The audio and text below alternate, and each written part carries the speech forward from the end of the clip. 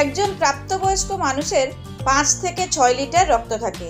এত গুরুত্বপূর্ণ কাজ করার কারণে শরীরে রক্তের ঘাটতি হলে নানা রোগ হতে শুরু করে। রক্তে হিমোগ্লোবিনের ঘাটতির কারণে অ্যানিমিয়াও হয়। রক্ত আমাদের শরীরের প্রধান পরিবহন ব্যবস্থা, অর্থাৎ এটি শরীরের প্রতিটি অংশে প্রয়োজনীয় জিনিস পরিবহন করে এবং সেখান থেকে অপ্রয়োজনীয় জিনিস ফিরিয়ে আনে। আমাদের শরীর থেকে রক্ত বের করে দিলে আমরা 1 মিনিটও বাঁচতে পারি না। সোজা কথায়, রক্তে হিমোগ্লোবিনের মাত্রা কমলে দেহের বিভিন্ন অঙ্গে অক্সিজেন কম পৌঁছায়। ফলে দেখা যায় ক্লান্তি, দুর্বল ভাব, মাথা ব্যথা, শ্বাসকষ্ট, হার্টের দ্রুত স্পন্দন, ফ্যাকাশে ত্বকের মতো উপসর্গ। রক্তের অন্যতম উপাদান হলো লোহিত রক্তকণিকা। পরিণত লোহিত রক্তকণিকার মধ্যে থাকে এক ধরনের প্রোটিন যা অক্সিজেনের সঙ্গে যুক্ত হয়। এই প্রোটিনটি হলো হিমোগ্লোবিন। একই সঙ্গে দেহের বিভিন্ন অঙ্গের কোষ থেকে কার্বন ডাইঅক্সাইড বের করে নিয়ে আসে। এরপর ফুসফুস পর্যন্ত পৌঁছে দেয় বিষাক্ত গ্যাসটিকে দেহের বাইরে বের করে দেওয়ার জন্য। সুতরাং এক কথায়, স্বাস্থ্যকর জীবনযাত্রার জন্য শরীরে পর্যাপ্ত হিমোগ্লোবিন থাকতেই হবে।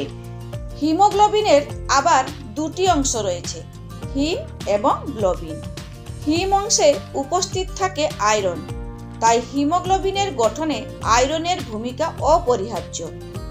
আচ্ছা, আপনারা কি জানেন হিমোগ্লোবিন কম থাকার অর্থটা কি? সোজা কথায়, রক্তে হিমোগ্লোবিনের মাত্রা কমলে দেহের বিভিন্ন অঙ্গে অক্সিজেন কম পৌঁছায়। ফলে দেখা যায় ক্লান্তি, দুর্বল ভাব, মাথা ব্যথা, শ্বাসকষ্ট, হার্টের দ্রুত স্পন্দন, ফ্যাকাশে ত্বকের মতো উপসর্গ। রক্তে হিমোগ্লোবিনের মাত্রা হ্রাস পাওয়ার সমস্যাকে বলে অ্যানিমিয়া বা রক্তল্পতা। প্রত্যেক পুরুষ ও মহিলাদের হিমোগ্লোবিনের মাত্রা কিন্তু আলাদা আলাদাই হয়ে থাকে।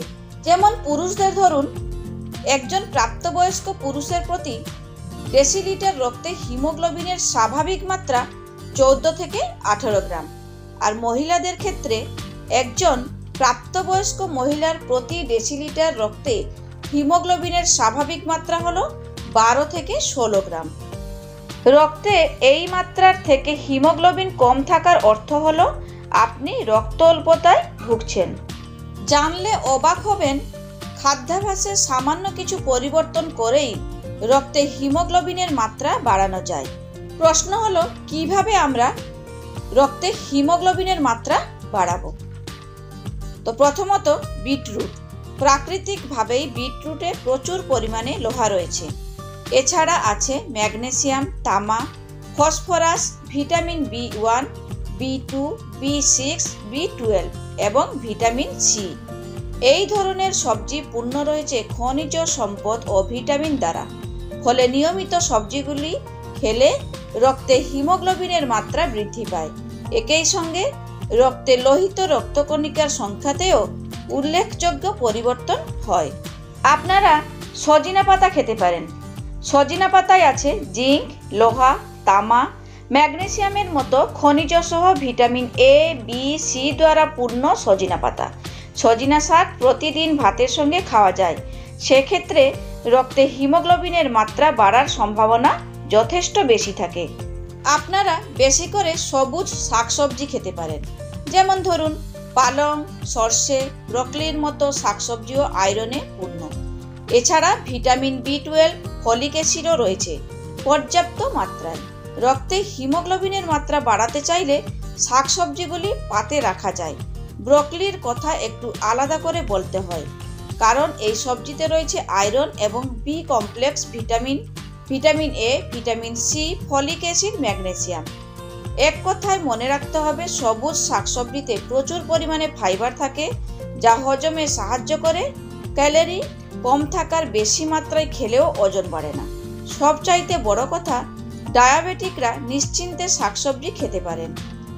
আবারও আপনারা খেজুর, কিশমিশ, ডুমুর এইসবও খাবারে রাখতে পারেন। খেজুর ও কিশমিশ একত্রে আয়রন ও ভিটামিন সি এর উপযুক্ত উৎস। অন্যদিকে ডুমুরে রয়েছে যথেষ্ট মাত্রায় আয়রন, ম্যাগনেসিয়াম, ভিটামিন A এবং ফোলেট। প্রতিদিন সকালে 3টি করে খেজুর, 1 মুঠো কিশমিশ ও শুকনো ডুমুর মিশিয়ে খেলে রক্ত অল্পতার সমস্যা থেকে মুক্তি পাওয়া যায়। শরীরে এনার্জিও থাকে চূড়ান্ত। তবে ডায়াবেটিকরা চিকিৎসকের পরামর্শ ছাড়া এই ধরনের খাবার খাবেন না। আর একটা খাবার আছে তিল, সেটা হচ্ছে কালো তিল।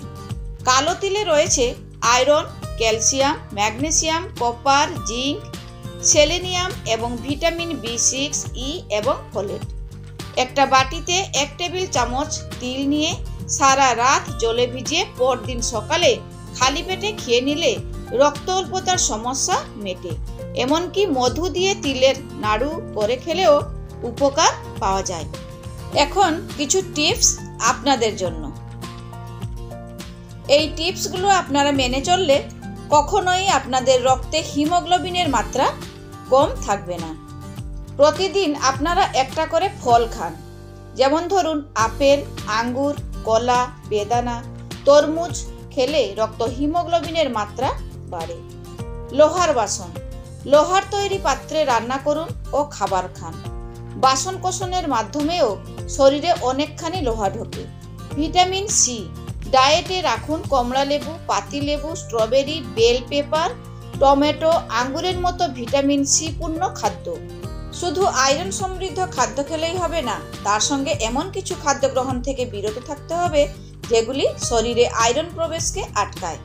যেমন ধরুন চা, coffee, cocoa, soya product, wine, beer, কলা জাতীয় খাদ্য, অ্যালকোহল গ্রহণ সম্পূর্ণভাবে বাদ দিতে হবে। তো বন্ধুরা, ভিডিওটা ভালো লেগে থাকলে লাইক, শেয়ার, কমেন্টস এবং আমার চ্যানেলটিকে সাবস্ক্রাইব করে আমার পাশে থাকার অনুরোধ রইল। আবার ফিরে আসবো নতুন একটি ভিডিও নিয়ে।